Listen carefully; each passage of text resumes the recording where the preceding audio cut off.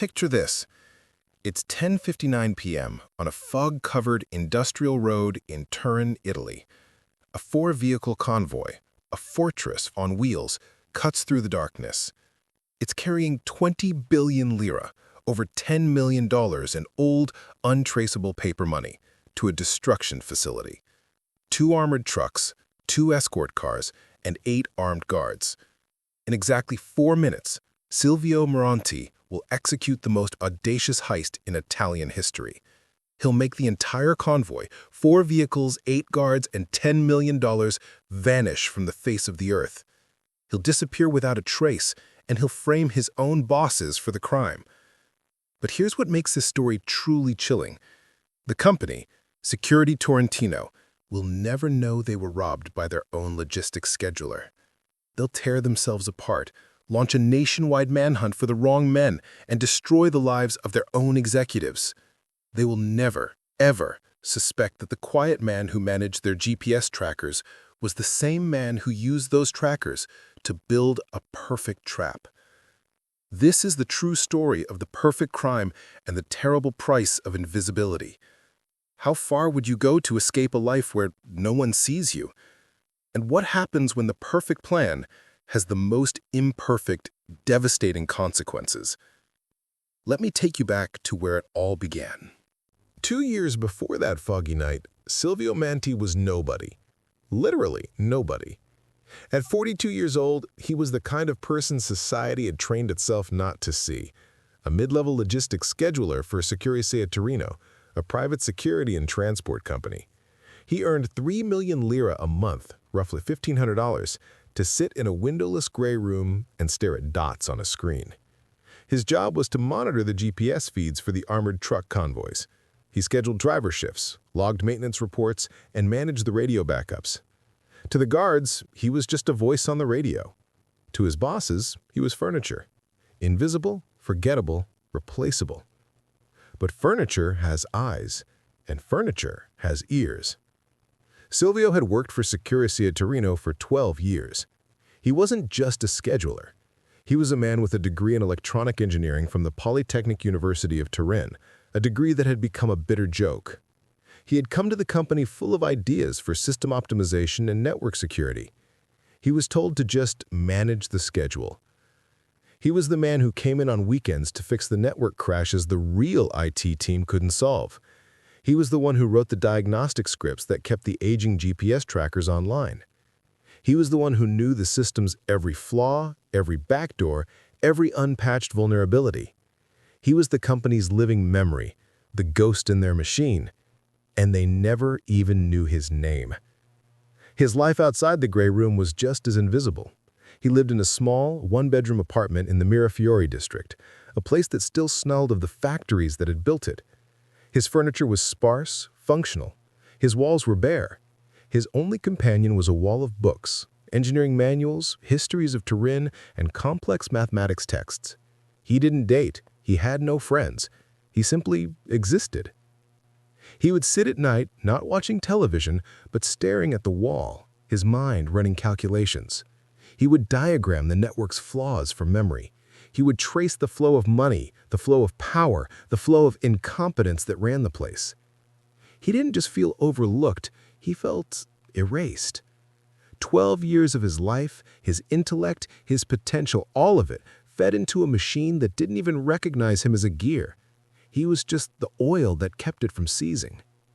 For 12 years, he listened. While patching through radio checks, he'd overhear guards complaining about faulty equipment. While running diagnostics, he'd find gaps in the GPS network. While filing maintenance reports that he knew would be ignored, he'd absorb every detail about routes, schedules, and security procedures. He knew which guards smoked, which ones had debts, which ones were lazy. He knew the trucks were old, their armor specifications outdated. He knew the radios were cheap, and the backup system was a joke. The conversation that changed his life happened on a rainy Tuesday in March. Marco Bianchi, the operations director, was in the control room with Elena Rossi, the head of security. They were loud, arrogant, and didn't bother to lower their voices. They were laughing about a critical system flaw. "So the GPS vendor, they still have that maintenance window. Every Tuesday, 11 p.m. to 11:03 p.m., the whole network just blinks. 3 minutes, Elena scoffed. What's going to happen in 3 minutes? Exactly, Marco said. And the backup radio, the one Silvio keeps writing reports about. He pointed at Silvio's desk without looking at him. I told procurement to get the cheapest one. It can't even get a signal near the old textile district. Total dead zone. Silvio continued typing, his expression never changing. His heart was a cold stone in his chest.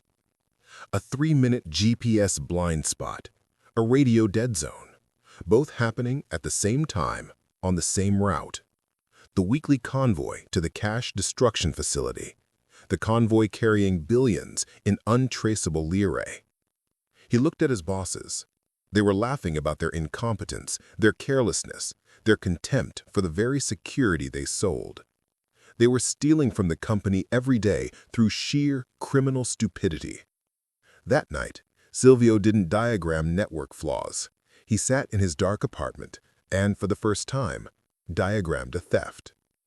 But it was just a fantasy, an engineer's puzzle. How could it be done? He wasn't a criminal. He was a scheduler with an engineering degree who'd never stolen anything larger than a company pen. How could someone like him rob an armored convoy? The answer came 6 months later, and it came not with a plan, but with a sacrifice. In September, a young guard named Paolo was involved in an accident. A tire on his armored truck, a tire Silvio had flagged for replacement 3 times, blew out on the ring road. The truck swerved, hitting a civilian car. No one was seriously injured, but the company's reputation was on the line.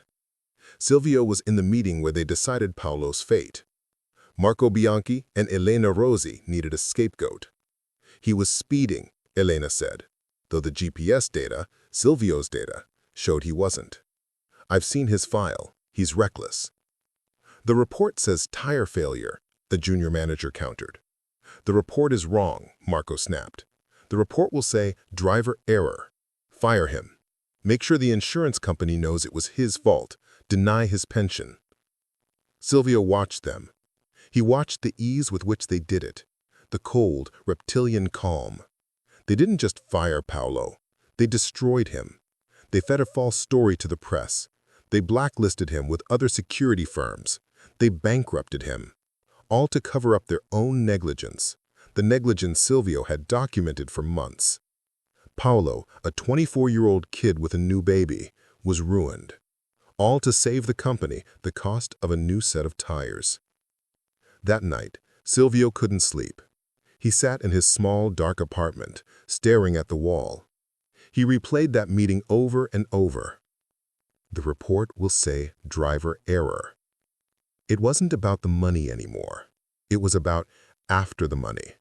It was about who would be blamed. He realized he couldn't just rob the company. That would be messy. They would hunt him.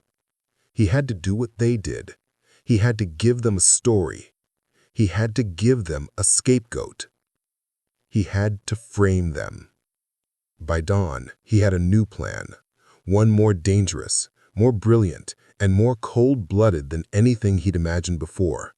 He opened a clean page in his notebook and wrote 2 names: Marco Bianchi, Elena Rossi.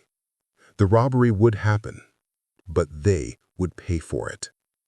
What followed were 18 months of meticulous preparation that would have impressed a counterintelligence agency.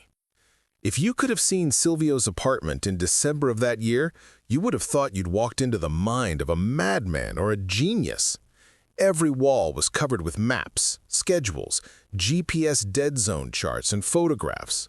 Red string connected dates to locations, routes to personnel, patterns to opportunities. But Silvio wasn't crazy. He was an engineer. He was building a machine. He wasn't just planning a heist. He was planning an investigation, their investigation. He was building the case that would convict his bosses. He needed more than just opportunity. He needed motive. He needed to weaponize the very rot that Marco and Elena represented. He started with what he had: access. As the IT admin and scheduler, He was the ghost in every system. He had passwords, he had key cards, he had administrative access to everything. Silvio started by digging into Marco's company computer. He didn't hack it, he had the password. He just cloned the hard drive during a late-night system update. What he found was gold. Marco wasn't just arrogant. He was deeply in debt. Online betting sites, casino markers from Venice, desperate pleading emails to offshore lenders. He owed hundreds of millions of lire. It was the perfect motive. But motive wasn't enough. Silvio needed to connect Marco to the heist. So, Silvio created the connection. He bought a used laptop for cash. Using a public Wi-Fi hotspot, he created a new, anonymous email address. Then he started a correspondence with himself. He posed as a security consultant, emailing Marco's private email, which he'd found on the hard drive. He offered a logistics solution to Marco's financial problem. Then Silvio, as Marco, replied. He logged into Marco's email from a public library. He wrote back, "I'm interested. How does it work?" Over the next 6 months, Silvio built a fictional email chain. He, as the consultant, laid out a plan to rob the convoy. He, as Marco, agreed, negotiated a percentage, and discussed how to manage the investigation afterward. He wrote, "From consultant@netmail.com to marco.bianchi@privatemail.com, subject, your problem. Mr. Bianchi, I understand you have a liquidity issue. I also understand your company has a logistics issue. I can solve both. The Tuesday run is vulnerable, the blind spot at 2300, the radio dead zone. It's a gift. I can make it disappear. You just have to manage the noise afterward." And he replied as Marco, "From marco.bianchi@privatemail.com to consultant@netmail.com, subject, your problem. Who is this? Don't contact me again. But hypothetically, how would it work? How would you move it? And what about the personnel? No one gets hurt. That is not negotiable." Silvio smiled as he typed that. No one gets hurt. It made Marco sound compassionate, human. It made the lie more believable. He was building a digital confession, one keystroke at a time. Elena was harder. She was clean, professional, cold, and careful. But everyone has a crack. Silvio found hers in the company's vehicle logs.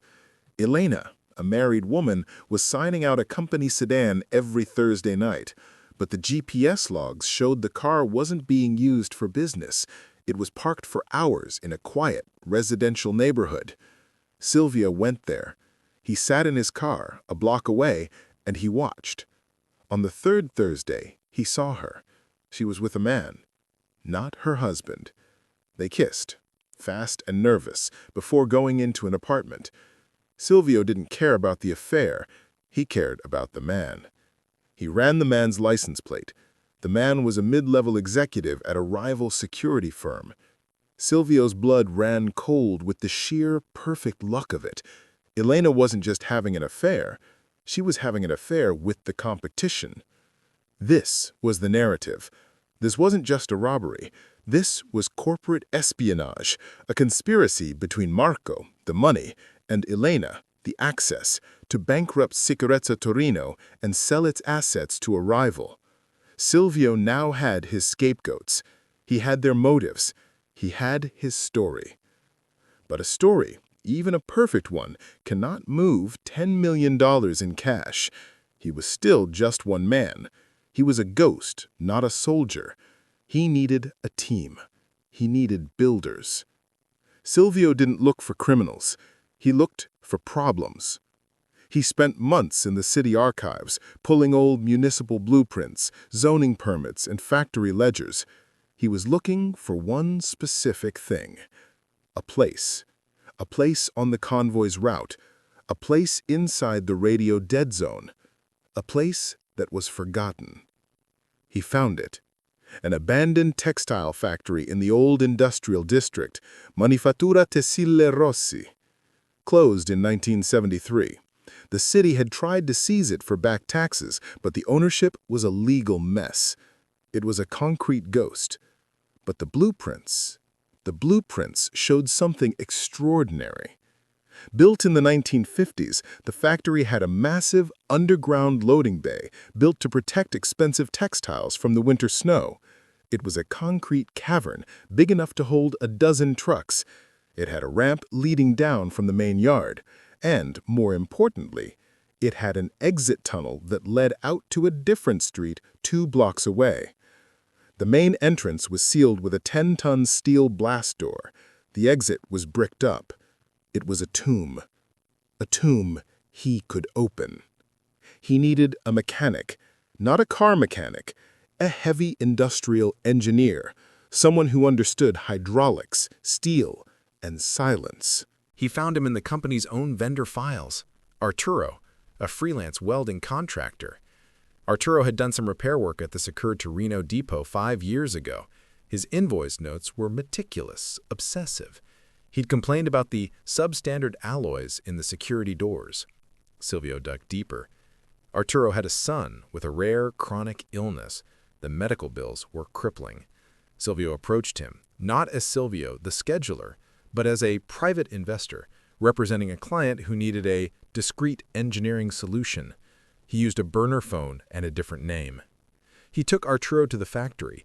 He showed him the blueprints. He showed him the 10-ton door. "I need this to open," Silvio said, silently, "and close again. Can you do it?" Arturo stared at the rusted gears for an hour. "It will take 6 months," he said, "and it will cost 200 million lire." "You'll have it in cash," Silvio replied. Arturo became the mechanic. For the next year, he and a small, trusted crew worked at night. They didn't break the door open. They restored it. They cleaned the gears, replaced the hydraulic lines, and rigged a new, silent electric motor. They did the same for the bricked-up exit tunnel, replacing the wall with a perfect hidden door. They soundproofed a small office deep inside the bay, installing ventilation, cots, water, and food. This, Silvio explained, was for the extraction team to rest. Arturo never asked what it was for. He just built the trap. Next, Silvio needed the architect, someone to manage the heist itself, the fake detour, the team, the logistics of the night. He found him in the worst place imaginable, the Carabinieri, military police, archives. He found a name, Fabio, a former logistics sergeant for an Alpine regiment. Fabio had been dishonorably discharged for running a complex smuggling ring, moving supplies off base. He was a logistical genius with no morals and no loyalty. He'd served his time and was now working as a night manager at a freight depot. He met him in a smoky cafe. He didn't offer money. He offered a puzzle. "I have a box," Silvio said, "a perfect, sealed box. I need to get inside, take what's there, and have the owners blame someone else for it. All without a single gunshot." Fabio, the architect, just smiled. "Tell me about the box." Silvio, still posing as a consultant, hired Fabio. He told him the plan was being orchestrated from the inside by a high-level executive, Marco, and that his job was to run the extraction team. Fabio would handle the fake road crew, the capture of the guards, and the moving of the money. He would be paid 500 million lire for his trouble. He would never meet Silvio. He would never meet Arturo. Silvio was the ghost, pulling the strings of his puppets from the shadows. The last piece was Silvio's own disappearance. He couldn't just quit his job. He had to vanish as completely as the Convoy. He used his research skills to find a man in Naples known only as Il Sarto, the tailor. A forger who didn't just make fake passports, he built lives. For a price, Silvio Manti would die, and Paulo Costa, a coffee importer from Brazil with a clean record, a valid UE passport, and a fully backstopped digital history, would be born. He paid for it in cash, siphoned slowly from the factory repair budget he had created. The plan was in motion. The tools were ready. The story was perfect. Now all he had to do was press start. It's Tuesday, November 23rd, 1999. The night is cold. A thick, wet fog rolls in from the River Po, blanketing Turin in a shroud of gray. At 9 p.m., Silvio Manti is at his desk. He's running final diagnostics. He's holding a steaming cup of espresso. He walks past the backup radio console and stumbles, sending the hot liquid splashing deep into the console's vents. He curses, wipes it up, and files a maintenance report. Console 2B non-responsive. Recommend immediate replacement. He knows it will sit in a queue for a week. The backup system is fried. No one notices. No one cares. It's just Silvio being clumsy. At 10:30 p.m., the convoy leaves the bank. The lead car, the first armored truck, the second armored truck, the tail car. A heavy steel snake moving through the sleeping city. Silvio watches them on his GPS screen, a green dot crawling. At 10:55 p.m., Fabio's team moves. They are dressed as city road workers. They place bright orange cones across the industrial road just before the abandoned factory. Flashing yellow lights. A big sign, gas leak, detour. An arrow points right toward the rusted, imposing gates of the Manifattura Tassil Rossi. At 10:59 p.m., the lead car sees the lights. The guard, Luca, sighs. A delay. He radios the rest of the convoy. We have a detour. Looks like a gas leak. Following the signs. He turns the car through the factory gates. The gravel crunches. A man in a yellow vest, Fabio, waves him on with a flashlight. This way, through the yard. It connects to the next street. The lead car drives past the dark, silent factory. The first armored truck follows. The second armored truck follows. The tail car, carrying the last two guards, passes through the gates.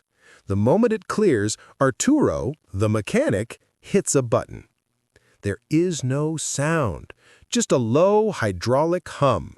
The 10-ton steel gate slides shut behind them, sealing the yard. The convoy is now inside. The lead guard, Luca, sees the ramp, a dark maw in the earth leading down. The man with the flashlight is waving him down. This is wrong. Luca stops the car. He feels a cold spike of adrenaline. This isn't right, he says to his partner. He grabs his radio. Control, this is Convoy 1. This detour is... it's underground. Please advise. Control, do you copy? He waits. In the control room, Silvio Manti watches his clock. At 11 p.m. exactly, the green dot freezes. The GPS blind spot has begun. Silvio picks up his own radio. Convoy 1, I do not copy. Your signal is breaking up. You are in the dead zone. Repeat, you are in the dead zone. Luca hears only static. The cheap backup radio is useless. The guards are blind. The office is blind. They are alone. What do we do? His partner asks. Before Luca can answer, two more road workers step out of the fog, one on each side of the car. They aren't holding flashlights. They are holding silenced pistols, pointed at the ground. They don't shout. They don't threaten. They just tap on the window and point. Down. Luca understands. This is not a detour. This is a trap. He could fight. He could die. Or he could follow the instructions. He puts his hands on the wheel. He radios the rest of the convoy. We have a problem. Do exactly as they say. Do not resist. Slowly, the lead car rolls down the ramp into total darkness. The first armored truck follows. The second armored truck follows. The tail car follows. As the last car clears the ramp, Arturo hits the second button. The massive underground blast door slides shut, sealing them in. The thud echoes in the concrete tomb. The convoy has vanished. The battery-powered lights flicker on, bathing the cavern in a sick yellow glow. The 4 vehicles are parked in a neat line. Fabio's team, 10 men in dark overalls, emerges from the shadows. "No one will be hurt," Fabio says, his voice calm. "Exit your vehicles. Leave your weapons. Walk to the office." The 8 guards, pale and shaking, are led to the soundproofed room. They are locked inside. They are safe. They are comfortable. They are irrelevant. Silvio Monti, back in the control room, watches his clock. 11:01 p.m. 11:02 p.m. 11:03 p.m. The GPS network blinks back online. The green dot is gone. Silvio waits a beat. Then he hits the panic button. He shouts into the main radio. "Convoy 1, do you copy? Convoy 1, I've lost your signal. All units, all units. Convoy 1 is missing." The investigation has begun. And Silvio Monti, the man who just stole $10 million, is the one leading the charge. For the next 2 hours, Silvio performs the role of his life. He is a frantic, terrified employee. He calls the police. He calls Marco Bianchi. He calls Elena Rossi, waking them from their beds. "They're gone," he cries. "The signal just vanished, right in the dead zone, just like we talked about. The backup radio is down. I filed a report this morning." The police are baffled. They find the route. No crash, no oil, no glass. Just fog. They drive right past the Manifattura Tessile Rossi. The gates are rusted shut. Arturo had sealed them from the inside. It's a ghost. Meanwhile, inside the ghost, Arturo and his team are working. They are not thieves, they are surgeons. Using high-temperature plasma cutters, they slice open the armored trucks. They move the containers of cash, billions of lire, into a plain white cargo truck parked in the back of the cavern. They work for 24 hours. At 4 a.m. on Thursday morning, Arturo hits the 3rd button. The hidden exit tunnel opens. The white cargo truck, filled with money, drives out onto a quiet side street. Fabio's team drives it to a secure warehouse where they are paid their share by a consultant they never see. They are told to disappear. They do. Arturo is paid his final installment via a dead drop. He and his son leave the country for a clinic in Switzerland. The money is Silvio's. Silvio, the star employee, has been working for 36 hours straight, coordinating the search. He is a hero. On Friday, the police get an anonymous tip. The tipster says he heard strange noises near the old Rossi factory. The police bring heavy cutting gear. It takes them 8 hours to breach the main gate and another 4 to cut through the underground blast door. They find the tomb. They find the empty trucks. They find the terrified guards. The story explodes. The Turin vanishing convoy is the biggest news in Europe, a national embarrassment. How? The Sicurezza Torino insurance investigators arrive, and they are not baffled. They are angry. And Silvio Monti, the helpful scheduler, gives them his final gift. "I don't know," he says, his voice shaking, "but Mr. Bianchi, he was acting so strange lately, and he told me to ignore the radio flaw. And Ms. Rossi, she was always in closed-door meetings." The investigators tear the company apart, and they find Marco Bianchi's emails. The entire fabricated conversation with the security consultant detailing the plot. Marco Bianchi's finances, the massive, motive-providing gambling debts. Elena Rossi's vehicle logs, the secret off-site meetings. The logs are cross-referenced. The man she was meeting, the executive from the rival company. The story is simple. The story is perfect. The story is a lie. This wasn't a robbery. This was a conspiracy. Marco Bianchi and Elena Rossi, deep in debt and intrigue, had staged the heist. They'd hired an unknown team, stolen the money, and planned to bankrupt their own company, selling the scraps to their rivals. Marco Bianchi is arrested at his desk. He screams that he's innocent. He's never seen those emails. Elena Rossi is arrested at her home. She insists it's a mistake. The meetings were personal. Their denials are seen as proof of their guilt. What happened next was exactly what Silvio had planned. Marco Bianchi was convicted. His life was ruined. His family left him. He died in prison of a heart attack 6 years later, still proclaiming his innocence. Elena Rossi was disgraced.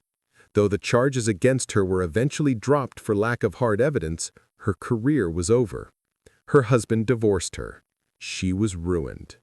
The rival executive was fired. Sicurezza Torino, its reputation in ashes, filed for bankruptcy within the year. Hundreds of people lost their jobs, the drivers, the mechanics, the secretaries. The entire company, the one that had ignored Silvio Monti for 12 years, ceased to exist. And the 8 guards? They were rescued. They were fine. They were just the bait. And Silvio Monti, the hero scheduler? A week after the heist, he filed for medical leave. Stress, he told his doctor. I can't sleep. I see the trucks vanishing. He was granted full disability pay. 3 months later, Silvio Monti drove his car to the coast, parked it near a cliff, and left a note. It was a suicide note. He wrote that the guilt of failing to save the convoy was too much. A body was never found. He was declared dead, lost at sea. 6 months after that, a man named Paulo Costa, a Brazilian coffee importer, bought a beautiful, quiet villa in Portugal. He had a legitimate passport, a clean record, and a quiet, unassuming life. He was invisible. He was rich. And he was, finally, seen. He sat on his terrace, drinking espresso, reading a small, 2-year-old article from an Italian newspaper. It was about the fall of Marco Bianchi. Silvio hadn't just stolen the money, he'd stolen their lives. He'd used their own arrogance, their own corruption as the weapon. He'd framed them, just as they had framed Paulo, the young guard, an eye for an eye. And what haunted him wasn't the theft, it wasn't the lie, it was the ease of it all. The plan had worked too well. The only thread left was the money, or rather the lack of it. That was the only thing the investigators never recovered. They had suspects, they had corpses, but they never found the 20 billion lire. That was the one loose end that never got tied, the one question that still echoed through Italian police archives. Where is the money? They never knew Silvio Monti existed, and Paulo Costa never gave them a reason to look twice. The perfect crime didn't leave witnesses, it left a question, and a man who could never answer it, even to himself. He had become the one thing he hated, a man who destroyed lives to cover his tracks. And the chilling part? He didn't feel a thing.